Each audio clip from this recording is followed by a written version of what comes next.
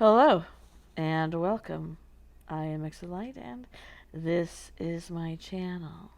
So, are you one of those lucky people who have that house in your neighborhood, of your town? The one with the history of violence, strange disappearances, that's potentially haunted? What if one day you drive by that house and in the front yard is a swinging for sale sign, creaking in the wind? Are you one of those people who wants to buy it? Or are you the kind of person who would never buy it?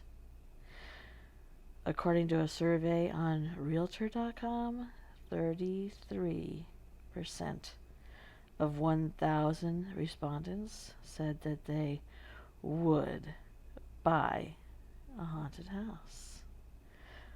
So, let me take you on a tour of some that you can purchase right now. Let's go. Alright, let's start with The Silence of the Lambs home. The film that guaranteed a lifetime of nightmares about being skinned and trimmed to make a woman's suit for Buffalo Bill, that spawned the saying, "It puts the lotion on its skin, or it gets the hose again." Well, that film is Oscar-winning Silence of the Lambs, and in 1991 it had many scenes inside this Princess Anne home. Situated on almost 2 acres and measuring 2,400 square feet, with its 4 bedrooms and 1 bath, it has beautiful craftsmanship throughout this home, and an in-ground pool, a vintage caboose which is used as a pool house, and that is just a couple of the happy reasons why this home is worth $298,500. That's actually a bargain. Tales of terror and tragedy rarely last as long as one of the most notorious Hollywood mysteries of the last century, the Black Dahlia murders. Rumors still abound about the home's previous owner and whether or not the good doctor was involved in the brutal killing, mutilation, and dismemberment of Elizabeth Short. Elizabeth was sliced in half at her waist, and all the blood was drained from her body. It looked like the work of a skilled surgeon. The house, an unusual piece of architecture crafted by Lloyd Wright, looks like it is cut straight out of an Indiana Jones movie. A $2 million renovation has brought the house back to its original splendor, but one can still feel as though they should be running for their life through the house while being chased by Dr. Hodel. The house was recently on the market for $4.7 million and has been the backdrop for movies, commercials, TV shows such as The Ghost Hunters, Paranormal America, and even an American Express commercial. So how about it? You want this house? The Gaudet de Petra Mansion, or more locally referred to as the Sultan's House, has been photographed and heralded in articles from the time it was built in the 1930s, having hosted the cream of New Orleans society from the beginning of its rich history. The home comes with a scary story. One morning, as neighbors were walking by the Sultan House, they saw blood trickling from under the front door. The police were notified and had to break into the house, only to find that all its inhabitants had been murdered with swords or axes, and the Sultan was found brutalized and buried alive in the backyard. It was always felt that the murders were executed by his brother, the real Sultan, as retribution for the theft of his fortune and his many wives. So, how much is local lore and how much is true? We may never know for sure. This, after all, is New Orleans. But only a quarter block from Bourbon Street, the French Quarter-style home with 9 bedrooms and 10 baths was recently on the market for $2.65 million, which, if you ask me, is a bargain. If you want something a little, shall we say, more than a home, How about this? A Colorado ghost town. Tourists once flocked to Uptop, Colorado to ride the railway, which the railway company advertised as the railroad above the clouds. Later, lumber companies moved in, and in 1930, the chapel by the wayside was built for that community. The railroad brought many tourists through La Veta Pass to Uptop, which was a depot at the top of the pass and what was then the highest railroad and depot in the world. With the building of the depot, merchants moved onto the location to cater to rail passengers and for entertainment. They built a large dance hall saloon.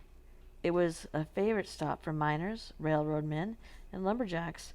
The bar, known for its unique curved bar, served prohibition liquor made in a still behind the building that fueled many a raucous poker game. Unfortunately for Uptop, the railroad left in the early 1900s, and in the 1960s the new highway system bypassed the town, leaving just a ghost town, a mere memory of its history.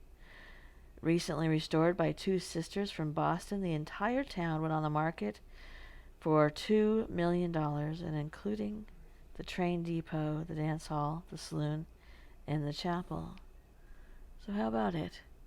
Would you like an entire town for $2 million? That also seems like a good deal. How about this? During the construction of their new home next to a mysterious pile of rocks in Arizona, a young couple from Washington discovered that they weren't the first people to live in those boulders.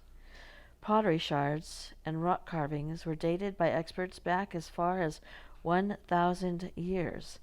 Then they found something even more astonishing, a Stonehenge-type phenomenon that occurs on both the spring and fall equinoxes. A 6-inch wide beam of light that starts in the glass between two boulders and slowly works its way across the floor and up the wall to a 36-inch spiral petroglyph.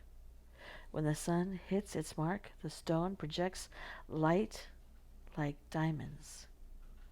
So, what does it mean? A lot of people think that it's a signal to the space creatures. They think that it's a light that will guide their spaceship to the Arizona desert. Or maybe it doesn't mean anything. Maybe it's just a freak of nature. Whatever it may be, it started over 1,000 years ago when the Boulder people first began living there, about the same time that hard-shelled life forms showed up on this planet. This is a dream home for archaeologists, historians, artists, and mystery lovers. The Boulder House, on 9 acres with 4,380 square feet, 3 bedrooms, 2 baths, and a great room with a massive fireplace, was for sale for $4.2 million. This would be my dream house. I always wanted to be an archaeologist. I love history. Throw in a couple of space ships, maybe a ghost or two, and it's right up my alley. Next. Finally, proof that wealth does not bring happiness, but it can rent it, is shown by the tragedies experienced by the A.B. Widener family, who built the 110-room Linwood Hall in Pennsylvania. It is said to be the largest remaining example of neoclassical revival architecture from the Gilded Age. Its decline began with links to the sinking of the Titanic. When Widener invested with J.P. Morgan in the White Star Line, he did not know that his son and grandson would die on that maiden voyage of its flagship, the Titanic. Consumed with guilt and grief, A.B. Widener died in his grand mansion just 3 years after the sinking, and it is said that 3 Widener ghosts are still its caretakers, and its legacy continues to be the world's biggest abandoned ghost house. Linwood Hall was listed at $20 million in 2014, but has since dropped to $16.5 $5 million. So you can buy 3 ghosts for $16.5 million and get the house for free. Thank you for coming. If you would please give this video a thumbs up. If you are not subscribed, please do so. I have a giveaway coming when I have 3,000 subscribers, and you won't want to miss it. So click that bell so you can be notified. Good night.